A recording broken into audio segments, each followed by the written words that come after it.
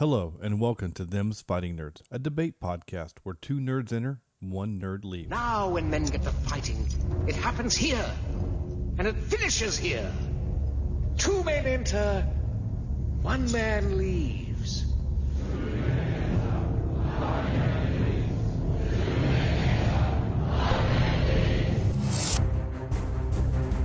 You are my brother, Anakin! You must learn to govern your passions. They will be your undoing. Sometimes I want to punch you in your perfect teeth. I'm gonna cut your heart out with a spoon! Come get some.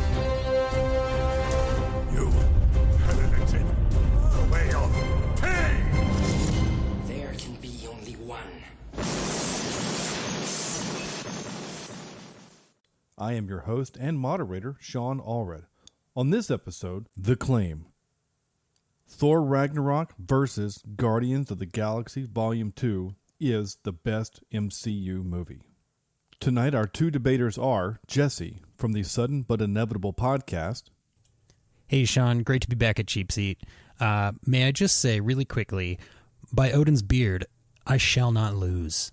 And Cameron from the Green Shirt podcast, a newbie's trek through TNG.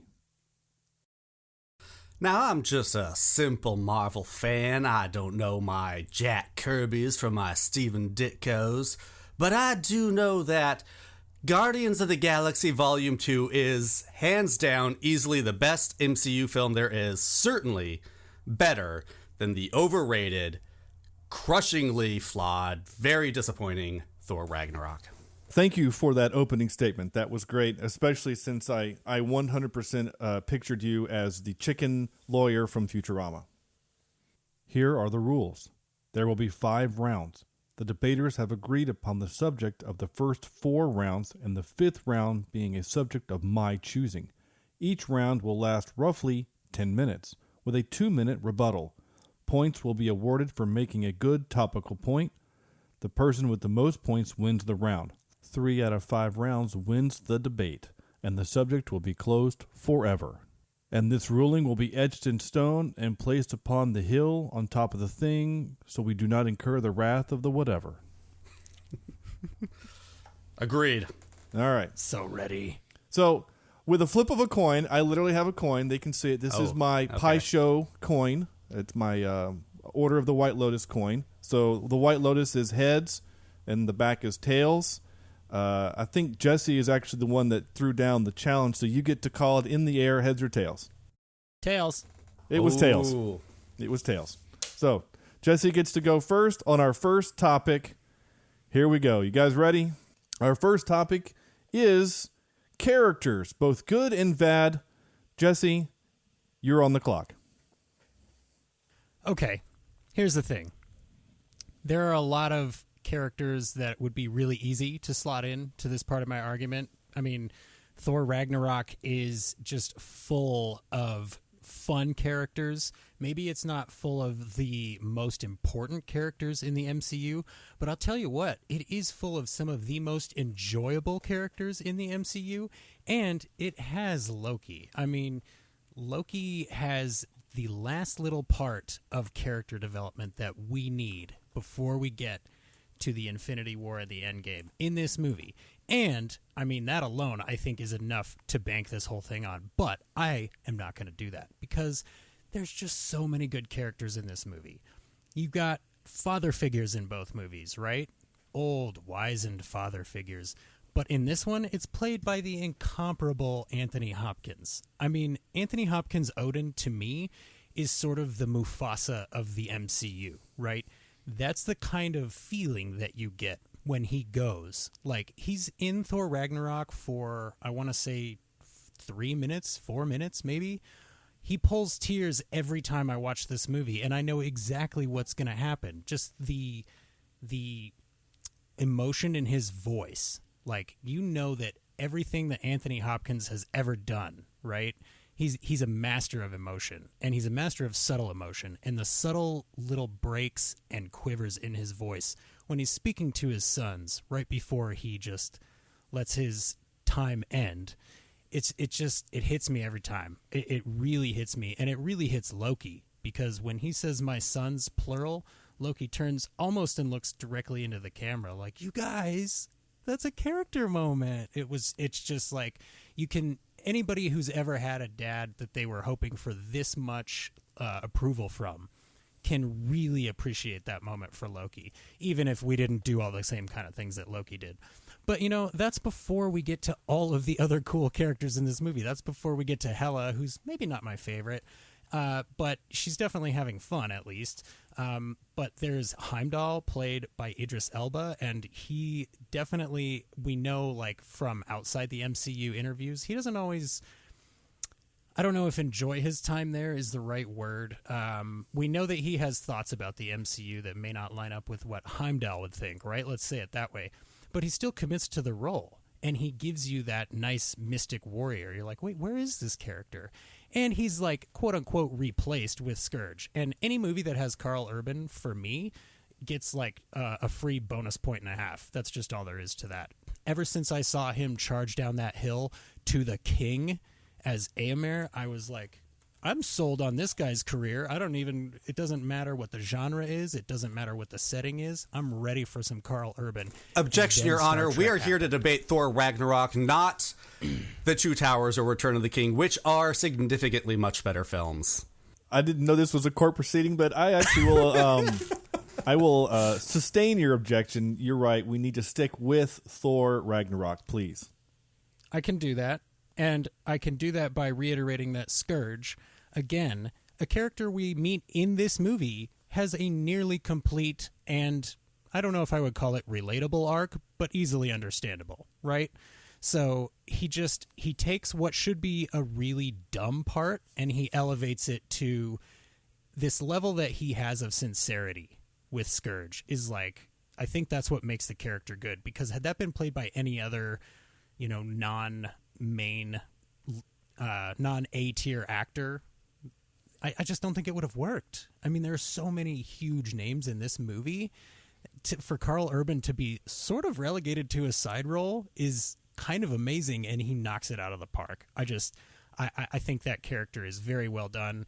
And yeah, he's a little cheesy, but I think I appreciate what they did with him. Now, of course, we've also got Doctor Strange in his first post-Doctor Strange solo movie appearance. And it's kind of serves to just be this really cool, quick little check-in on him of like, oh yeah, he's gotten way better since the last time we saw him. The back and forth between Strange and Thor, I think, is masterfully done. It's one of the only two pairings of characters that really make sense, right? Like they could argue about the same kind of stuff and both sort of be on a similar level. One of them isn't, far outclassing the other one as far as their knowledge of the cosmos goes necessarily. And then of course Loki falling for 30 minutes. How are you going to hate on Loki falling for 30 minutes?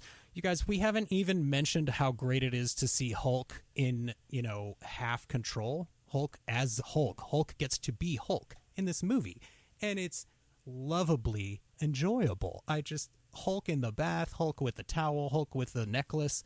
Everything Hulk does in this movie is fun. And then Mark Ruffalo shows up and plays a great Banner. This is the most Banner we've seen at this point, right?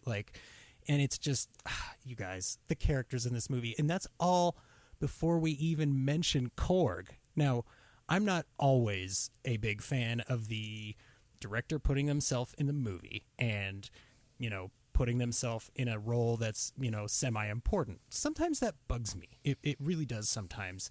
And I don't know why, but in this case, I forgive it 100%. It's almost like I don't even know. He's like an expositional character, right? He's definitely the director stand-in character, but he still is pulled off in a way I think that's endearing enough to forgive it. And I think that, as we will get into later, the Korg character serves a very specific purpose to how this movie is put together. But, I mean, beyond all that, you guys, we can, of course, just stick with Thor. Thor has quite the journey in this film, and I feel like he really ends up as the character we have wanted him to be since the first time that we saw him. When he came down in his first solo movie, we were like, okay, this is really cool. And then the finale and the big fight was kind of, I mean, it was fun, right? It was fun. It was new, but it was sort of, well, you could say it boiled down to a giant robot and one guy, and then it was over. And it's, okay, whatever. I get that they were trying to, for lack of a better term, ground Thor in the reality of the MCU, right? They're like, okay, well, this guy's totally different as far as origin goes, so we got to bring him in a way that seems like it fits but isn't familiar. So I think that this movie with the Thor character really accomplishes going, okay, that's a great base to build on. Let's just go to like 11 on all of those character dials and see what happens. So for me, that's one of those things. The characters are probably my second or third favorite part of this whole movie. And usually the characters in a Marvel movie feel mostly interchangeable to me. But in this movie, I think it wouldn't work with any other set of characters. So that's kind of where I land on the Thor Ragnarok characters. Thank you, Jesse. Now, Cameron, it's your turn to give us your thoughts on the characters from Guardians of the Galaxy Volume 2. I would love to talk about the Guardians characters. The Guardians of the Galaxy, of course, is perhaps the most character-based of the MCU films. I mean, all MCU films, I feel, do have their strong characters, but this is the only one with a team of characters and their different personalities and how they bounce off each other and relate to each other and interact together. Volume 2 specifically is a very well-developed progression from where we were in Volume 1. They are now a team, but they're not yet a family, and that's what this film is about. It's about watching these characters we love go from dysfunctional team to still dysfunctional family, but knowing how to work together a little bit better. I would like to point out that... Well, wait, do I want to do that yet? I would like to point out that my fellow combatant over here openly admitted in his defense of Thor Ragnarok that many of the characters in that film rely on A-level actors and performances, that the characters were not there on the paper. But I would say every character in Guardians of the Galaxy Volume 2 is there in the script and only enhanced by the performances that come. We have such great relationships going on here. We, of course, we have the father figure dynamic in this film as well. And to try to say that the father figure relationship dynamic in Thor Ragnarok is better or even comparable to what happens in Guardians of the Galaxy Volume 2, well, I mean, that just makes him a triangle-faced monkey in my view. I'm sorry. We have, it's a three-way, it's a threesome of father figures. We've got Quill, he's battling with his actual biological father who, he has a fraught relationship, it turns out, with. And then we have his adopted father, Yondu. And I mean, let's just cut to the chase. Like that scene when Yondu sacrifices himself for Quill. I've teared up every time I've watched this movie at Yondu's funeral. Even when I watch the commentary, and I don't tear up at movies. Shawn, Your Honor, did you tear up when Odin died? I wonder how many people really cared that much. Because yes, we should have cared when Odin died. But did we? But when Yondu sacrifices himself, when the Ravagers come and give him the Ravager funeral, oh my God, I need a moment. And the other relationships, we have also in this film, both films, a sibling rivalry. Now,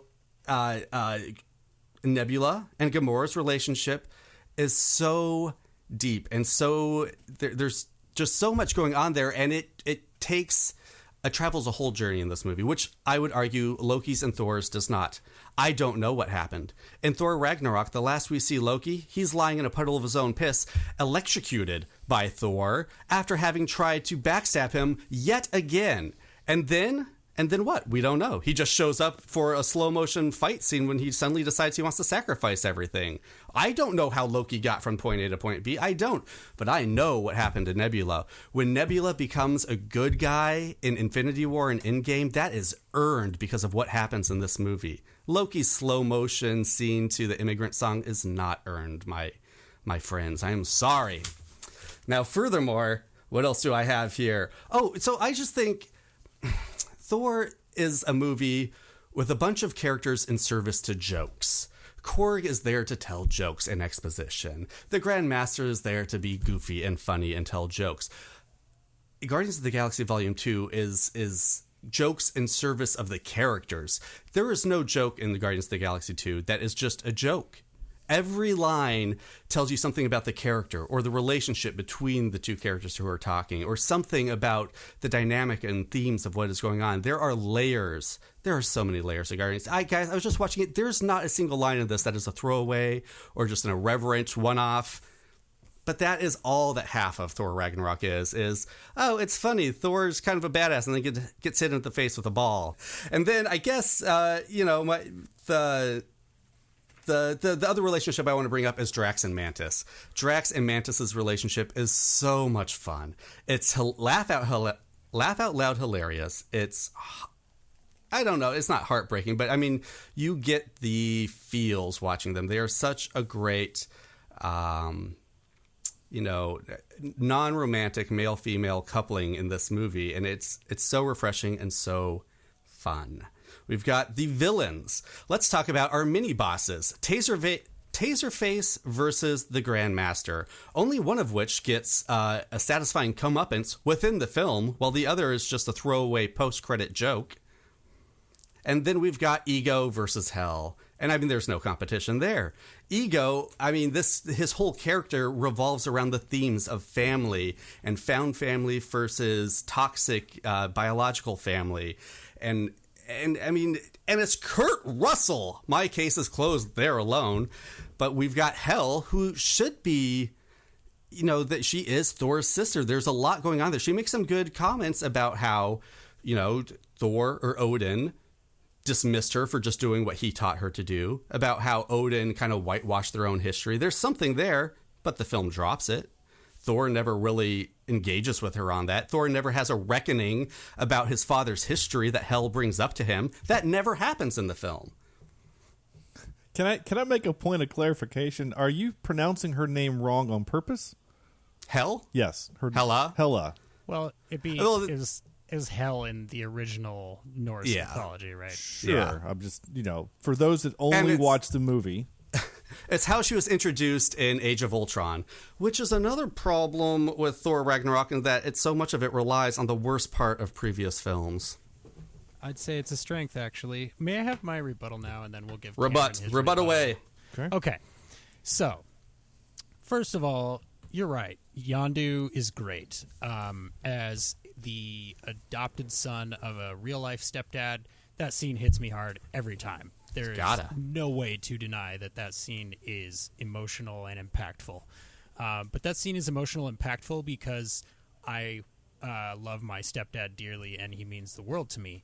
Yondu is great, but we've known him for one movie as like an all-right bad guy. So I beyond understanding the dynamic there, I don't feel like I care about Yondu as a character, right? Like, I'm glad he's had more screen time than Odin. I'm just by the time of their death. Hey, Cameron, let Jesse have his time for his rebuttal. You can have your couple minutes in a second.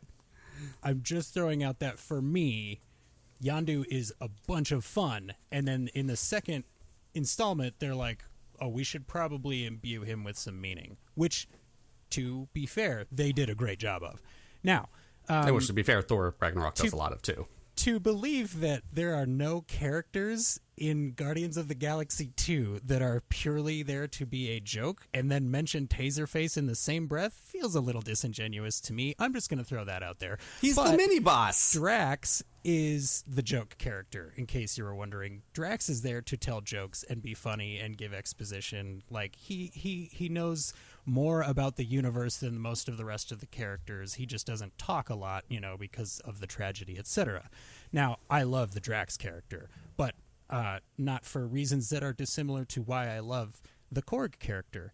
The last point that I'll make here, actually, I'm going to make 2 points. The first quick point that I'll make is Thor actually does engage Hela in the conversation about how maybe the way Odin did things wasn't the way to do it. But it's a very quick thing, and then we cut away to the aforementioned Battle of the Bifrost, and then when we get back, most of their conversation has elapsed, right? But he does say, yeah, let me guess, he told you one thing, turns out another thing was totally true, and, you know, he pulled the rug out from under you, essentially. And she goes, oh, okay, yeah, so see, you do know how he is. And he's like, yeah, but also you're insane, you know, so you're just the worst, I think is what he says. But speaking of the worst, Ego is the worst character in the MCU. I'm sorry, like, what character is that? A living celestial whose goal is to be everything? I'm sorry, that's just a little bit too abstract in the direction of, like, we couldn't think of something specific, so we figured this was fine. Like, it's just universal domination with extra steps. That's all that it is. And that's okay, but his character is... I get it. Okay, he's big, he's bad. And that fight scene with the music between Quill and his celestial father is gorgeous. Very well done. And it could probably be argued that the needle drops would not have happened quite so frequently in Ragnarok without Guardians of the Galaxy, so I appreciate that. But Guardians of the Galaxy 2 felt to me, character-wise, like mostly more of the same. I don't need to know about Peter Quill's origin. I don't care. He's Star-Lord. That's good enough for me. Just like I don't need to see Spider-Man's Uncle Ben die again. He can just show up in Civil War. I'll be fine with that. Like, I don't need the origin. Just give me the character, right? I get it. He's a space guy. I'm fine with that. That's enough for me. Now, I'm not saying that should be enough for everybody. I'm saying for me personally, that's enough.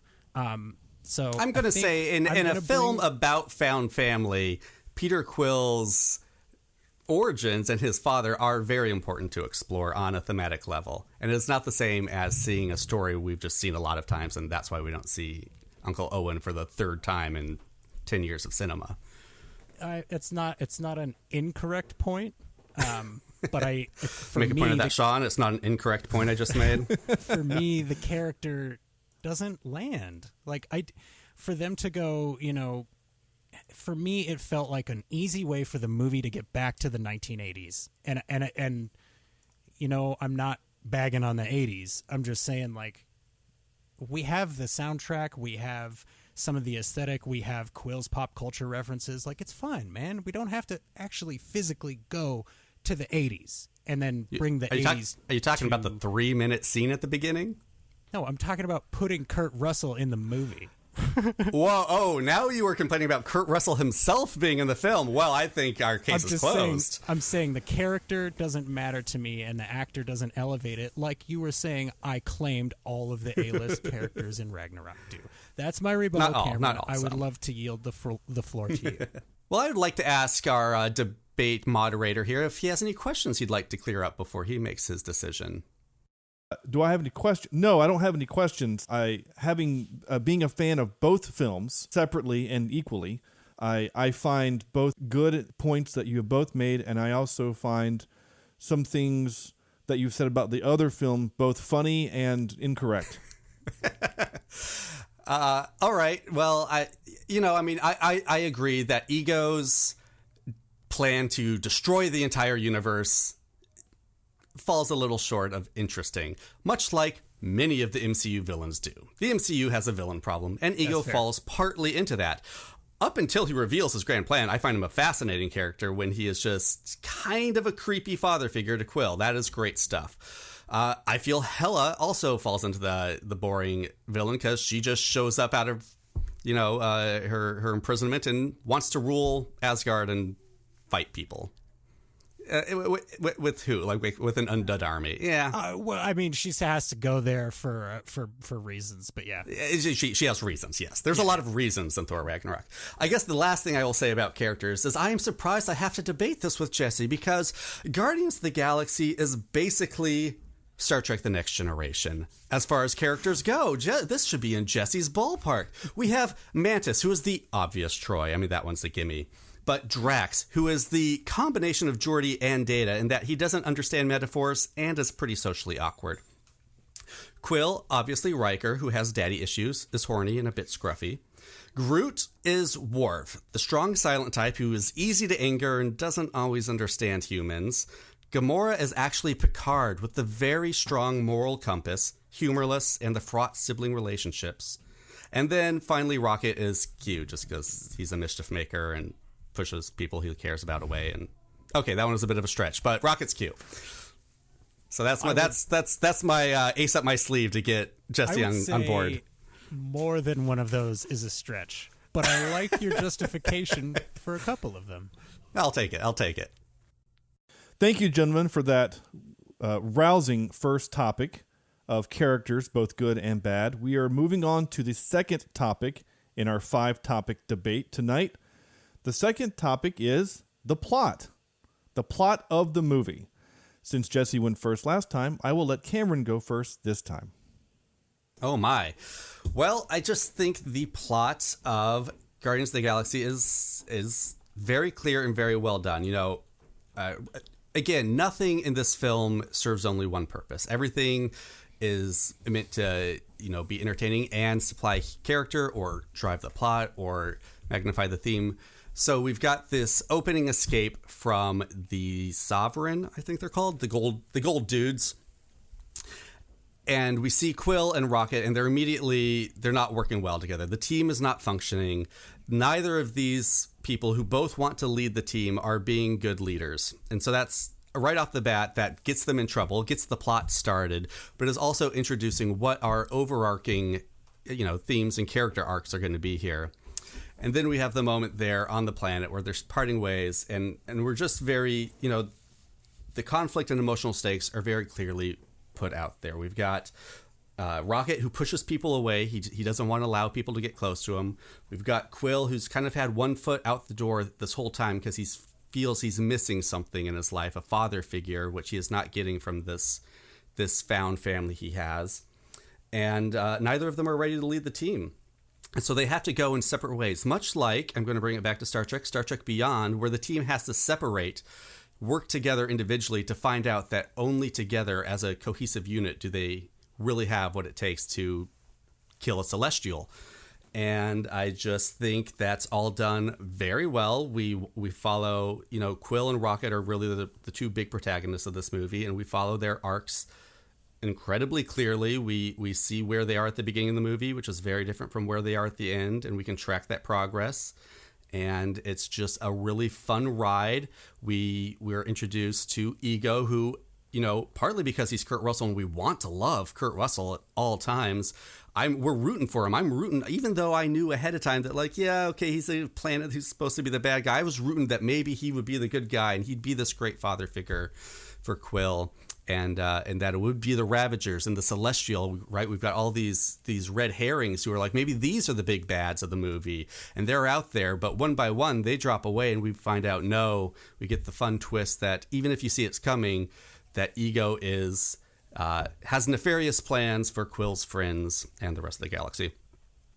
And I just think that's all woven together incredibly well, and then we get just this amazing ending, emotional, heartstrings tugged finale where it all comes together and they are finally a family, where Quill has found his father figure. He realizes there was not a hole there at all, that Yondu was his Hasselhoff, his father, and he and this family are now ready to be a father for baby Groot. And that's kind of this fun little subplot that kind of sneaks in there at the end. You realize baby Groot has been a nuisance this entire movie, this child on this Guardians of the Galaxy ship, and it isn't till the end when Quill realizes that he did have a father figure and now he is ready to be a father himself to young Groot. And it's the first time you see Groot and Drax have a moment, and it's all so touching. It's really good. And meanwhile, Thor Ragnarok, Sakaar is amazing. Sakaar is great. I've said this on other podcasts.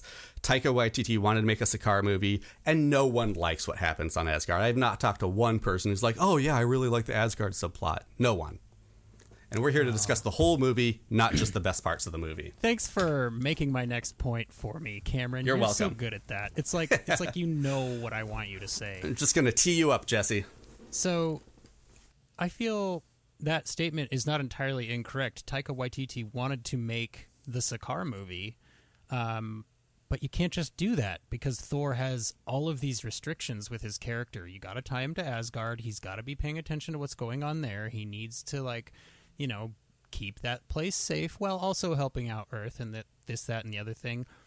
And to your point, that's kind of the worst part of Thor, right? There's so many limits to him. Like, it's like he could be the strongest Avenger, but he's always going to be off doing something else. Like, he's got duties. He's like, hey, I'm down here kicking Surtur's ass, and then the first thing when he gets home, it's like, oh, everything is wrong. Something is bad. Like, I should have been paying attention. And now that those foundations are gone, we don't have to worry about that anymore. Now that New Asgard exists, and Thor, over the course of the arc that you claimed doesn't exist in the movie, has realized that the people are Asgard, not the place, right? And a true king is there to protect the people, not the plunder, right?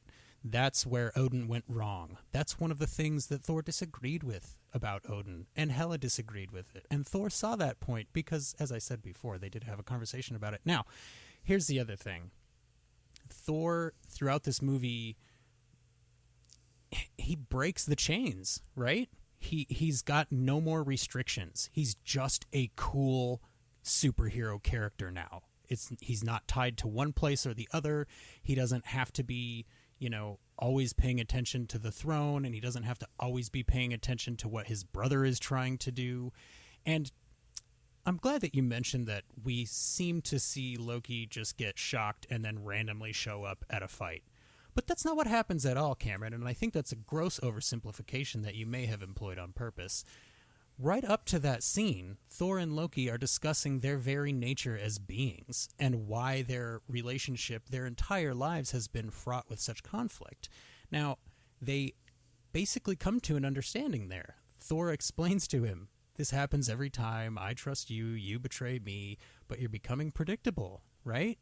That hits Loki. He has what we assume is several minutes to just sit there on the floor and think about what Thor just said until Korg shows up.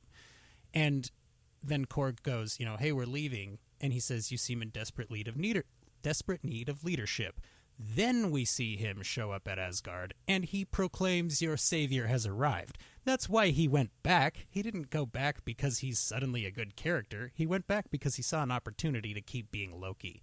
And if his brother is going to let him be him, which they've just had a conversation confirming, then that's what he's going to do. And there's no more Odin there to tell him not to. And, I mean, Hela at some point would come after him, right? He's not stupid. Now, the other thing is that the plot of Guardians of the Galaxy 2, while, yes, it is touching right towards the end there, it's kind of like the lore patch for the Guardians franchise, right? The first movie was, hey, here's some fun characters. Let's go see what they do.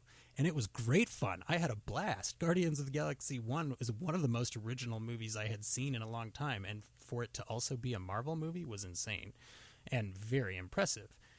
Then they went, oh, we better give these characters some backstory if people are going to keep caring about them, because we can't just pull off the flashy soundtrack trick every time, right? So let's give Quill some origin. Let's flesh that out. Let's pull in all the characters from the first movie, including my brother, which, again, I think I forgive that more than I forgive putting yourself in the movie, because then it's like, dude, yeah, you want to help your family. That's your brother. That's cool. Like, I think it's cool that Shawn got to be a Ravager. But I feel like the second movie was an admittance that they hadn't given much weight to any of the characters in the first movie. Yes, we know Drax has a tragic backstory, but we get it explained to us in like a 3-sentence thing. And guess what? That's enough. Like, that's plenty. That movie is fun, crazy space times. Now, if you want to compare something to Star Trek, I mean, the Thor Ragnarok plot is essentially the episode where Q decides to give Riker powers, right? He takes him to this weird arena. He pits all these crazy monsters against each other. He's one guy who controls everything. He's got all the power in this place. And then at the end, he decides, you know what? I'm done with this. And to your point, Cameron, yes, it would have been great to maybe see the Grandmaster's story have a little better of a completion. But personally, anytime you put Q in a bathrobe, give him a shock of white hair and blue lipstick, I'm going to watch that episode. So I don't feel like Grandmaster can really be reduced to a single post-credit joke. I mean, you're right, he shouldn't be. He's definitely just Jeff, and he's definitely Jeff Goldblum playing Jeff Goldblum in a costume, which I'm fine with. There are actors I wouldn't forgive for doing that. Jeff Goldblum is not one of those actors. I just feel like, to reiterate, this movie doesn't rely on Age of Ultron's vision. This movie doesn't rely on anything from Thor's past. This movie takes all that stuff and goes, that stuff was great, but it's not what we need. What we need is this going forward. We need Thor in space, kicking ass, powered up, looking good, half a cape, 80s style. Give me the Tron. Give me the synth. I mean, you guys, come on. It's just like, the plot is, they take time to address all the little problems that are big enough to matter, in my opinion. They give Jane Foster the throwaway line, right? I broke up with her. It was a mutual dumping. Like, that's just great to give Thor some humanity. That was kind of the problem with him, right? Is that he was so, like, stuffy and full of Asgardian chutzpah or whatever, that it's like, he's not really relatable. Now he's relatable. He thought he was depowered. He wasn't depowered. So yes, we get that additional little plot thread of the power was within you all along, which isn't new. That's the point of the Thor character. It just seems like the MCU forgot, and Taika Waititi remembered. I hope we're not being graded on our accents, because if we are, I'm in trouble. No, that takes zero bearing into account. Well, thank you for helping to expand and explain how much Guardians 2 improved on the first one, Jesse. I appreciate that. You're right. They did bring a lot more depth to these characters. So what I mean by Ragnarok, it doesn't rely on the worst parts of previous movies, but it's held back by them. Because let me make it clear. Sakaar is gorgeous. Sakaar is fun. Thor Ragnarok is fun. It's an easy watch. I can put it on and enjoy it. But it's bubblegum. It's all surface layer. And there are parts that just hold it back. Such as, well, we've introduced this Hell character in Ultron. We've got to bring her into this movie, even though it's not the movie Taika Waititi wants to tell. We've got this whole business with Loki taking over the throne, which was like this amazing part at the end of Thor: The Dark World. And, well, we've just got to wrap that up in the first 20 minutes. The first 20 minutes of Thor Ragnarok is just kind of catching us up to speed, is tying up loose ends. We've got Thor, who's been having dreams of Ragnarok. Well, let's see these dreams. Show, don't tell. What is Ragnarok?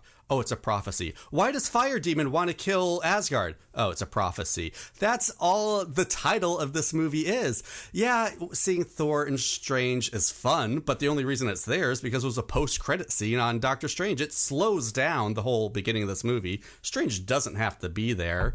Yeah, I mean, and then you just get into this very bipolar tone between Sakaar and Asgard, and half of which is a lot of fun and half of which is kind of bleak and boring, and we're going to kill off like Thor's best friends since childhood, and he's not going to react at all. I don't know. Doesn't work for me. It doesn't work for me the way... He wasn't there when that happened, so... I know, I understand, but I mean, that's a problem. He could have been. Taika Waititi was in charge of the script. I have additional rebuttals, but I would ask for permission before offering them up because I don't want this segment to take too long. No, you can have your rebuttal. Cameron had his 2 minutes. So, okay. So, to your point, Cameron, the movie is... Thor Ragnarok is making the point that the bubble gum is the fun part of Thor. The movie revels in the bubble gum. Mm-hmm. The opening logo has heavy synth music. It's got the cool technotronic Celtic knot left by the Bifrost. Like, you've got the dragon in this movie. It doesn't even get to be a dragon, and it's still badass. Like, the whole point of this movie is that it's addressing and fixing and removing all of the complaints that you have with it. Yes, the the Asgard parts are not the Sakaar parts, because the Asgard parts are the parts the movie is making an effort to cast off, to remove from Thor's list of burdens. They make Asgard a concept rather than a place, so that now Thor can just say, I've made sure everyone in New Asgard is safe, let's go. Like, now we don't have to have him going back every other movie to find out what's going on, to see who's impersonating whom. And just one other point. The whole Thor Dark World play that you so masterfully minimized features some of the best cameos in the entire MCU that don't include the name Stan Lee. Are you sure you want to bring up cameos when debating against Guardians of the Galaxy Volume 2, Jesse? I'm going to give you a moment to decide that. I understand what you're saying, but for me, as a... I don't know what the words are, Cameron. Am I millennial and you're just before millennial? I'm Oregon Trail. I'm the cusp. I played Oregon Trail. Okay, so as a kid who grew up primarily in the 90s, I appreciated the cameos in Thor Ragnarok personally more than I appreciated the cameos in Guardians 2. And I will stop because that is my time. Okay. Very good, gentlemen. This is going splendidly. Oh, splendid. And I had not realized how much painful this was going to be for me not to be able to contribute as much as I want to. Time for round 3. Round 3 will be themes. The themes of the movie, both primary plot and subplot. And Jesse, you get to go first. So, my esteemed competitor had mentioned the found family themes, which, Shawn, you, if I may, very correctly pointed out should have been compared to Firefly over Star Trek. But the thing that's nice about Thor Ragnarok's family themes is that they don't have to go looking for them. And they don't have to go, hey, remember a couple movies back, like all that stuff? That's actually this whole huge backstory now. They can just go, you know who Thor is, you know who Loki is, you know who Odin is. Yeah, the introduction of Hela is a little abrupt, but it follows in exactly the same way that Odin says it will. He says, as soon as I'm dead, there is nothing holding her back. And then she appears in that spot, so that kind of makes sense. But to the family theme dynamic, I feel like you really get the relatability more with Thor Ragnarok, right? Everybody has, well, let me rephrase that. A lot of people have had a sibling, or maybe it's a cousin, or maybe even it's a close friend. But a lot of people understand that sibling rivalry thing, right? There's that need to poke your sibling, even if they are a god of thunder or a god of mischief, right? Sometimes you just have to mess with your siblings. It has to be done. And a lot of people, me personally included, I've had those conversations with my brother where it's like, you know, what is it about us that's so different? Like, why do we always seem to be kind of arguing and, you know, we're just very different people. What is that? And we eventually got to the understanding of that's the whole crux of it, is that we're just very different people. We communicate differently, we act differently, but we emote very similarly, right? We were both raised by the same people, so we have a lot of the same values and stuff like that. So the same sort of things affect us, you know, emotionally and things. So I feel like that back and forth with the brothers in this movie really gives you that, not only the sibling rivalry, right, but it also gives you that sense of comfort. When Loki is on the screen, yeah, he's a bad guy, right? He's a villain, in quotes. I would argue that, to Cameron's point, yes, the MCU has a huge villain problem, except for Loki. Loki is perhaps the exception that proves the rule in this case, right? He's so good because it's just his nature to be mischievous. It really helps that the actor behind the horns is phenomenal. But the character, I think, beautifully written and ultimately tragic. Now, here's the other thing. You've got the father-son dynamic going on. In this movie, it's more of a conceptual father-son thing. It's the weight of his relationship with his father weighing on him, right? Because Odin's not in most of the movie. I will point out, you were right, Cameron. He wasn't in very much of that scene where he died. But Anthony Hopkins playing Tom Hiddleston, playing Anthony Hopkins, masterful. That moment. I know it's not a theme moment, but it's masterful, and I have to bring it up. Now, this other thing, this theme of growth and change throughout this movie, it specifically fits perfectly with the main plot of Thor losing his powers, or so he thinks, getting depowered, nerfed, if you will, and then thinking back to himself, wait a minute, my powers aren't based on my hammer. My powers come from Asgard and lightning and thunder. So I don't need the hammer. It's growth. He says it to Loki flat out. Life is about change. It's about growth. You just want to stay the same.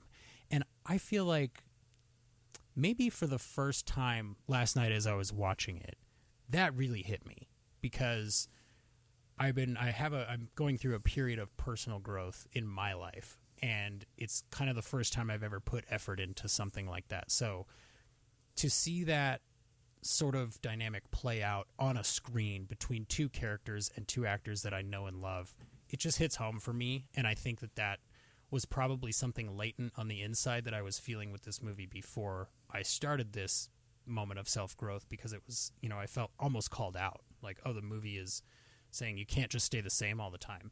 And that's kind of the case for the Thor franchise. If they kept being what they were, nobody would be interested in Thor Love and Thunder. Nobody would be interested in Guardians of the Galaxy Volume 3 now that it has Thor in it. Like, there's so many things that this movie did. Like you were saying, Cameron, the second Guardians of the Galaxy vastly improved upon the first movie. This movie vastly improves upon two other movies and sets the stage for countless other amazing moments in the MCU and moments going forward that we have yet to even experience. Yeah, I'm excited for Guardians 3. I think I'm more excited for Thor Love and Thunder. I believe that's my time. I must give it to Jesse for explaining the character arcs and themes of Thor Ragnarok much better than the movie ever does. So well done to him for that. I think theme is really which the wedge between these two movies for me, because as I said, the characters of Thor, very fun. The plot, at least half of it, is very fun, but the themes just fall down for me. If the stated theme of your film is that Asgard, or home for anyone else, is a people, not a place, then let's spend some time in that place. Let's get to know these people. Let's enjoy the time at that place. But every time we're in Asgard in this film, we just want to get back to Sakaar. When Thor watches his homeworld be destroyed, I didn't care. No one cared. No one really cared. Even Taika Waititi knew no one cared, so he gave Korg a joke at that moment. I just felt in the theater, I slumped back in my chair, deflated, going, well, that was a whole lot of build-up for nothing. Meanwhile, Guardians of the Galaxy Volume 2, I am not a crier, but every time that funeral gets to me. And so, again, it's layers. It's layers. You've got Quill's eulogy, his David Hasselhoff eulogy to Yondu, is both hilarious and extremely touching and extremely just, you feel the completion of his arc and the discovery of his character. And then there's one line I want to bring up just before the funeral. Rocket, the Ravagers show up and Rocket goes, they came. I put out a call to Yondu's Ravagers buddies and told them what he did. Maybe Jesse could recite that line and sound more like Bradley Cooper than I could, but that's the best I got. But that line gets me every time, because I don't even know why it gets me. Does it get me because Yondu was redeemed in his final moments and we find out that it's never too late for anyone to get the acceptance of their peers? Maybe. Is it because Rocket cared enough about Yondu, grew enough of a connection with him over this movie to do this for him, to no longer push people away but call people to him? Or is it because Rocket, seeing that the Ravagers have showed up, seeing that even though Yondu pushed him away, they are family and they came for him in his final moments? That is so... I'm getting chills right now just talking about that line. It's so good. That little talking raccoon gets me every time. And the song doesn't hurt either.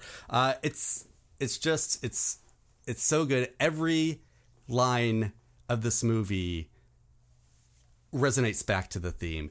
It just feels like Thor, like, I feel Guardians of the Galaxy 2 was Thor Ragnarok in its second draft, and then James Gunn did like 2 more drafts and just brought it all home to Dairy Queen.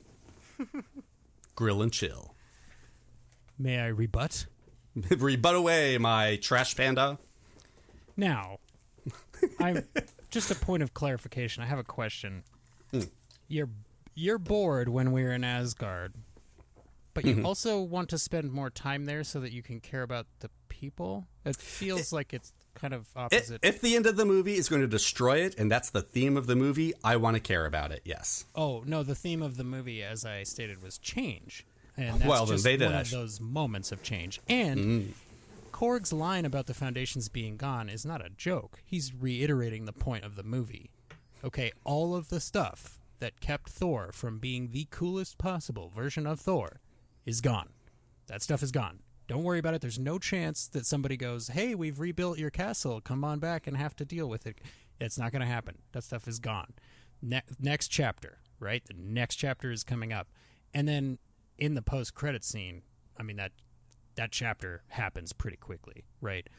But we still have Thor accepting his responsibility as king, even if it only lasts, I guess you would call that like an interstitial, like it's between movies that he stops being king. Anyways, or that Asgard stops being a group of people that are safe. Anyways, it just felt like a bit of a dichotomy there to want to spend time, but also not. Anyways, my last point here in rebuttal, the CG, I feel like a lot of the best characters in Guardians of the Galaxy, like you mentioned, Groot and Rocket and their emotional moments, that's a lot of CG, and I just have trouble, I think, getting to the emotion through the CG. Personally, I like that in Thor, most of my main characters are still people that are acting with their faces and things like that. For the most part, obviously, it's not all of them. But I will concede that Bradley Cooper does a very good job at expressing that moment of pain. But for moments of pain being expressed through thousands of layers of CG, I think the scene where Hulk is transforming back into Banner against his will hits me in the heart. Maybe even a little harder than Rocket's little line about the guys. All right, Cameron, I think you're allowed one last rebuttal, and then we'll move on to the next topic. I will certainly agree that Thor Ragnarok is big and showy, yes. And thank you again for explaining for letting us know how amazing it was that he got that emotion out through all that layers of CGI. I agree. That is amazing that they did that. Guardians of the Galaxy 2 is so good. You keep reminding me. Thank you. Thank you, gentlemen. This is now topic number 4 and the penultimate topic, and we will discuss now overall experience, your overall experience with the movie. And I would like, as moderator here, for you also to tell me about how you experienced it the first time. Tell me about your movie experience. I want to hear a little bit of the origin story of the movie and how you came to feel that it is in your opinions, the best. Does that explain that good enough? I think I know I'm adding a little bit extra there, but I want to know, and I'm pretty sure that people that are listening want to know how both your overall experience of the movie and how you came to form this opinion, because this is, I think, ultimately what it comes down to is this moment here. And I think Cameron goes first.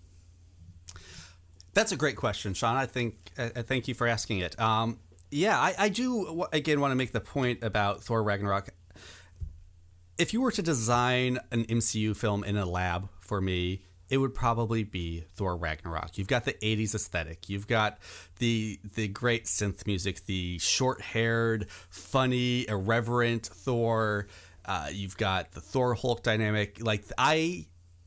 The previews for this movie may be some of the best things the MCU has ever put out. I was so pumped for Thor Ragnarok.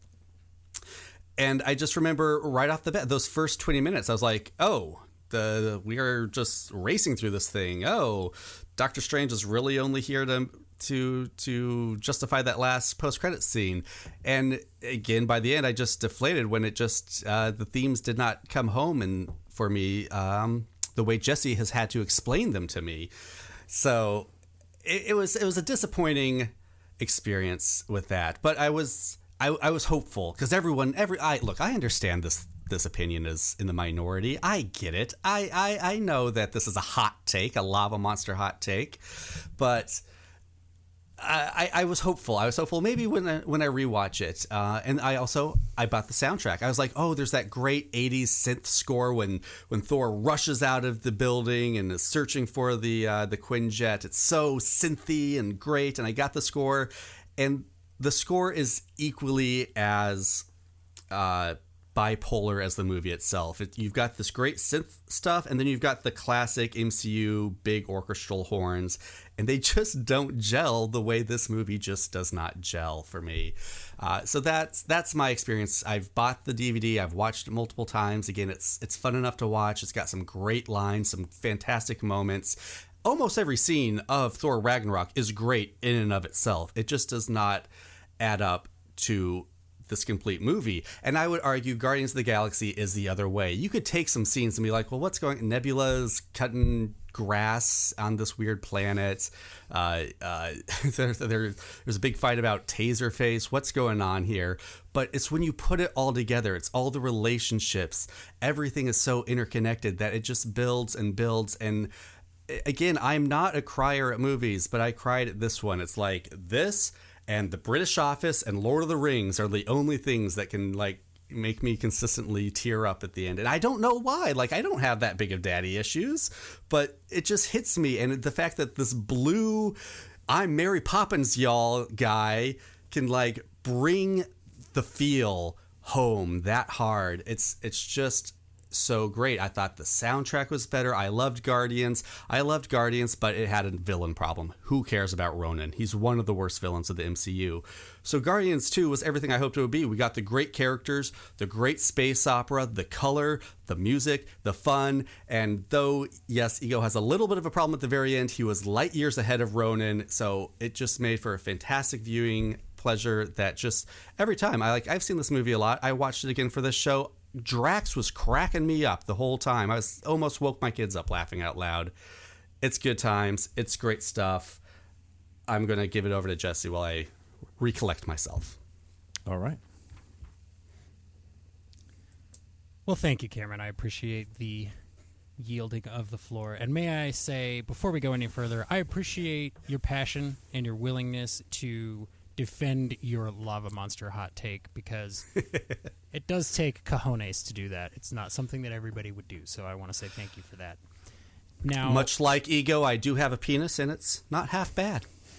I'm gonna say that it seems like most of your enjoyment from Guardians of the Galaxy 2 came from wanting a little bit more 80s and a little bit less Asgard from Thor Ragnarok. So even your enjoyment of Guardians was based on Thor Ragnarok, which I find interesting. Secondarily, and to that point, I don't know. I feel like the plot in Thor Ragnarok, the actual plot, right? Guy has to cause or prevent Ragnarok, depending, is not necessarily the most important part of the movie. You could I would even go so far as to concede that some people might say it's a throwaway plot. But I would rather have a throwaway plot with a gorgeously, bitchingly, undeniably steeped and dripping from every pore in cool movie. This movie, when we first saw it, my wife and I, we were not yet parents. This was 2017. And it was a whole other life. We both worked overnights, so our time schedule was all wonky. So when we saw this movie, it was at 10:15, I think on maybe a weekend, maybe a Sunday, and there was no one in the theater. We were sitting in the theater together. It was, I want to say it was a week. I think it was release week, but it was Sunday night. So it's like we have this personal moment, and I have been just dragging her through Thor movies tooth and nail against the grain, right? Like, yes, he's good looking. Yes, it's kind of, fantasy and funny. Oh, Natalie Portman. She loves Natalie Portman. That's great. Oh, she's not doing much anymore. Okay, what's going? Yeah. So I'm like sitting here going, babe, trust me, Thor is an amazing character. He's very cool. I promise you this movie is going to make you love him. Like, this is the version of Thor we've been waiting for. To your point, Cameron, those trailers, I really wish they hadn't spoiled that Hulk was in the movie, but I fully understand why they did. And those trailers still got my butt in the theater seat. When we walked out of that, I don't know that my wife, who's I would describe as a casual MCU fan, I don't know that she's ever had more fun with a Marvel movie. And by proxy, I've never had more fun showing her a Marvel movie. We both enjoyed the hell out of it. She's not an 80s baby, but she loved the synth. She loved the brightly colored, very comic book, true to the source material, absolute gorgeous style of the film. If there's one thing I think we could agree on, it's that Taika Waititi had a vision for, if you're going to concede that he wanted to make the Sakaar movie, he had the vision for that movie. Now, to be fair, Asgard is an established place. All of the Marvel directors work within constrictions. Despite that, I think this is the biggest, most meaningful, most enjoyable change that we've had for one of our core 6 Avengers outside of the Winter Soldier conflict with Civil War, right? Which is huge character growth for everyone.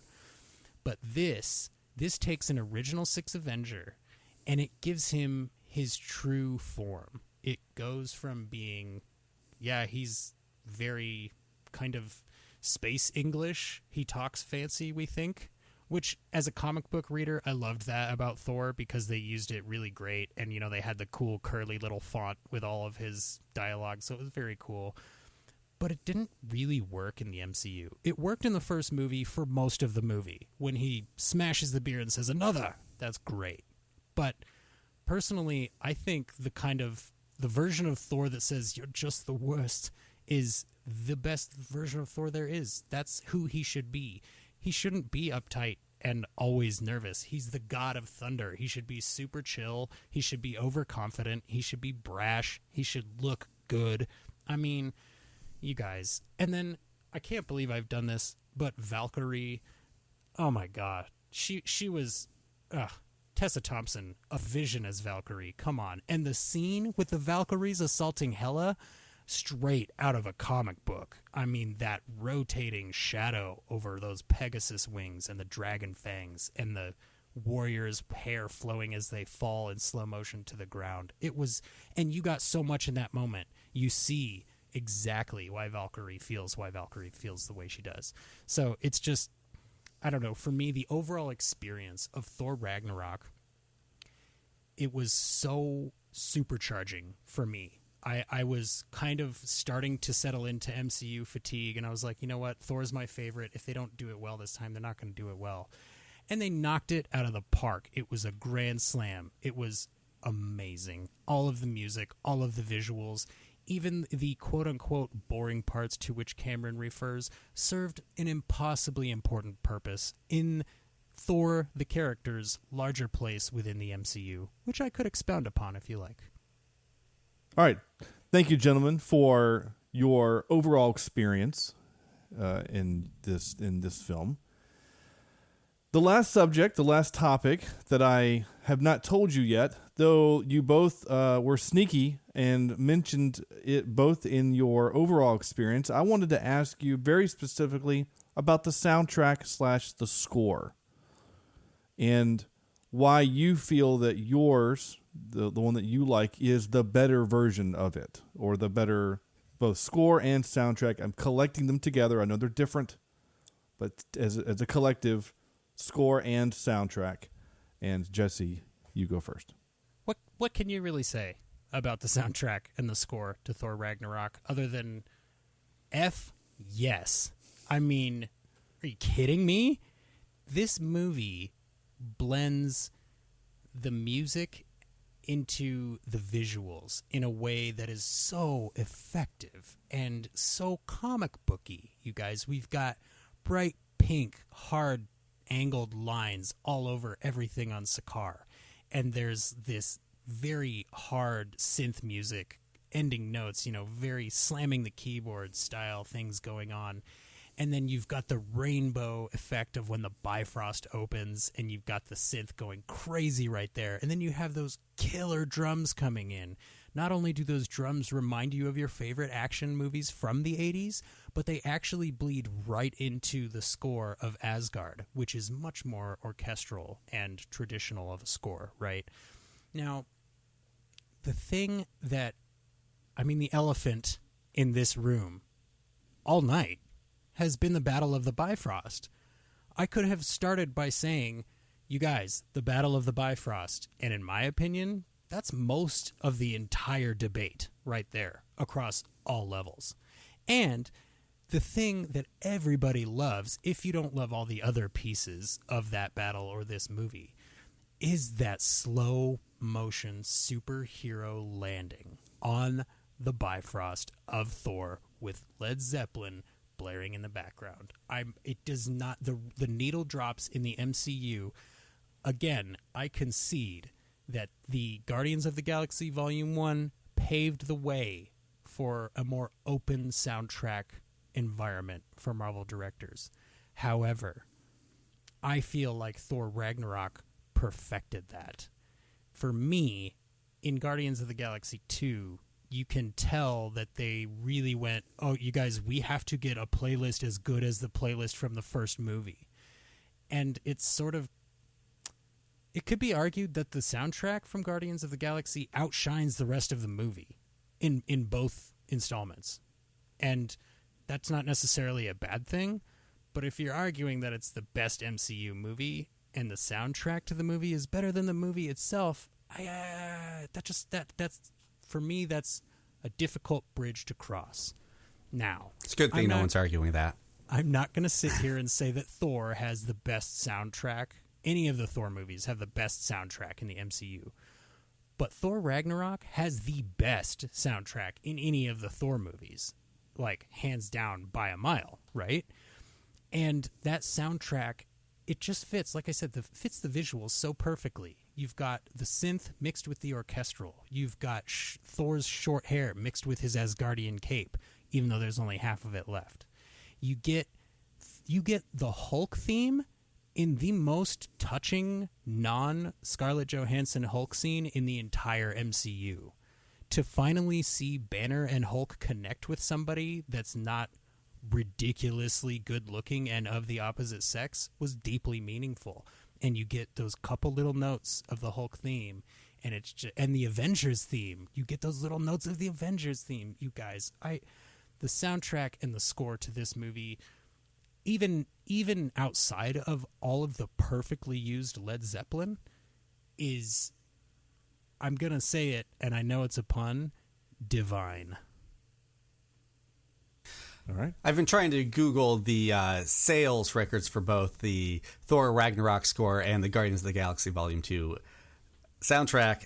My phone is not working right now, but I feel very safe in saying I believe the audiences have spoken which soundtrack they prefer, as one made the top Billboard list and one did not.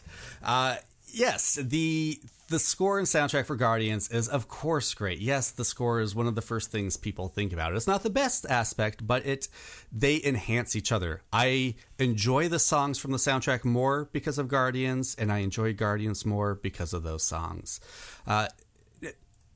Well, let's talk briefly about the score, though, because it is not lost under the needle drops. It does a great job, much like how the characters break apart. It's not until the end when they finally come together, when the team has become a family, that you get that Guardians theme heroically coming in as they are finally able to outsmart a Celestial. It's good stuff. I guess, I did talk about the score a little bit to Thor and how I was disappointed with it. The only other thing I will say about it is, yes, everyone loves the immigrant song in Thor Ragnarok. Yes, I do too. It's a little on the nose, isn't it? In fact, I was kind of surprised that they hadn't used it in either of the other Thors. It's the first, hey, we're going to put a pop song in our Thor movie. What should we, immigrant song? Okay, done. Not so much with Guardians of the Galaxy. In fact, James Gunn takes Brandy. I'm spacing on the singer now, even though they say it in the movie. But he takes this low-key song from the 70s, and not only does it become the bonding moment between father and son, but it inspires the villain's entire worldview, comes from this random but great song from the 70s. We are millennials and an Oregon Trail generation, so it's before our time. But when I watched this movie with my mom and Brandy came on and she exclaimed that it's her favorite song, like, I knew that James Gunn had drawn correctly from Quill's mother's amazing playlist. And yeah, and then you just couple that with, you got Fleetwood Mac, you got everything. It's great. I mean, I didn't need to say anything. It's the Guardians of the Galaxy Volume 2 soundtrack Volume 2. Okay, I'm sorry. Not on the nose. They literally what's on the have nose? Peter fighting his dad to a song whose lyrics are "I will never break the chains." That's the only point I'll make in rebuttal. The song, which comes in twice and is used for two different meanings, when they are literally breaking the chains of their team when they part ways, and then when they come back together, the underlying meaning of that song comes through, much like just layers. Just the song has layers, the movie has layers. I think that a lot of the meaning of using the immigrant song for Thor's battle on the Bifrost may have been lost in how ridiculously cool it looks visually. It's good. It's cool. It's not bad. I'm not arguing it.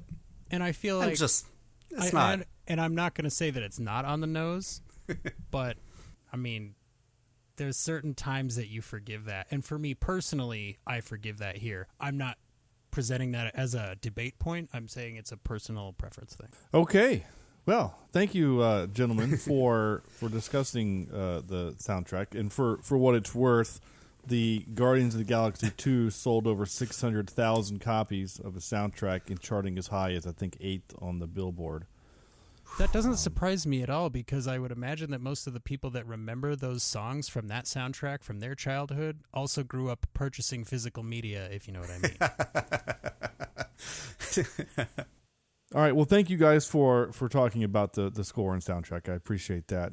I knew that was a little curveball there, but I think that's what makes it fun, is when you guys have to discuss something that you don't have notes for specifically. Okay. Now is time of the show where we will give... I will give you an opportunity to have a closing statement. I will give each debater 2 minutes to have a closing statement that just kind of sums up their position, and I will start with Cameron.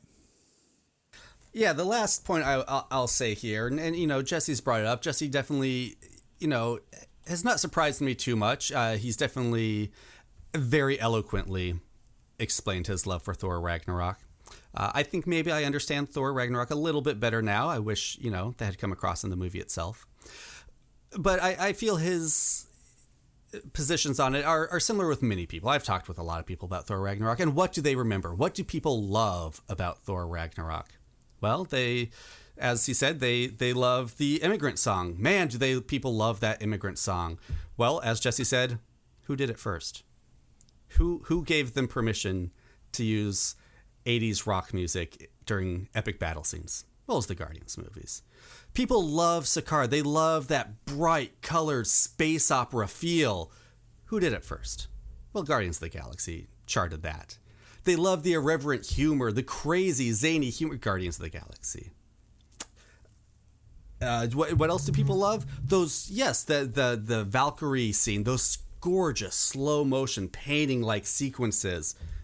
Guess where else you can see that? Guardians of the Galaxy Volume 2. It was all charted beforehand. And, I mean, that's all I need to say. What else do people... They love Jeff Goldblum. They love the Grandmaster. Guess where you can see the Grandmaster first?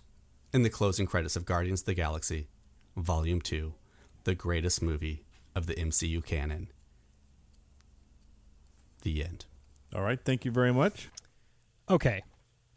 Really quickly, a very rhetorical question for my esteemed competitor before I give my closing statement. And remember, this is rhetorical. Are you trying to claim that Guardians of the Galaxy Volume 1 was the first movie ever to do 80s action music over something that wasn't an 80s action film, and that it was also the first movie ever to do slow motion freeze frame like shots in a comic book movie? Now for my closing statement. Guardians of the Galaxy 2 relies on borrowed nostalgia, Kurt Russell's face, and the audience having no previous relationship or level of commitment to these characters in an attempt to suddenly imbue them with meaning and hope that we care about them. Beyond that, Thor Ragnarok might be the most fun you had at the movie theaters in 2017. Beyond that, Thor Ragnarok is the best MCU movie that there is. Thank you, gentlemen. Okay. Well, thank you for that. Those closing statements. Those were both entertaining and informative. And now it's time for me to render a verdict. I will say just a couple personal notes. The most fun I had in the theater in 2017 was at The Hitman's Bodyguard.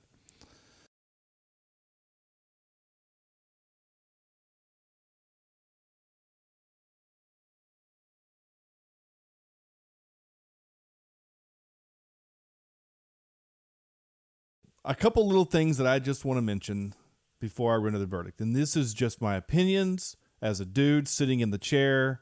I've already kind of made my tallies. The die has been cast. I just want to simply say, first of all, thank you both for doing this. This was a lot of fun, and I hope we'll do more of this kind of show in the future. I'm looking forward to it. Secondly, I don't think this show will continue on with me as being the only judge. We're going to have guest judges on, hopefully, in the future, because being both moderator and judge is terrifying. So, I will also say, just my opinion, Thor Ragnarok is the better of the three movies. And I personally liked Guardians 1 better than Guardians 2. But that's just my personal opinion, not taking that into any accounts into the arguments. This was a debate podcast. I wanted to hear how you argued your points of view on the movie. On the debate topic, first topic of characters both good and bad, I awarded Jesse the winner of that debate subject. In the second round of plot, I awarded Cameron the winner of that said category. For themes, Jesse bested Cameron by a mere 1 point. Ooh.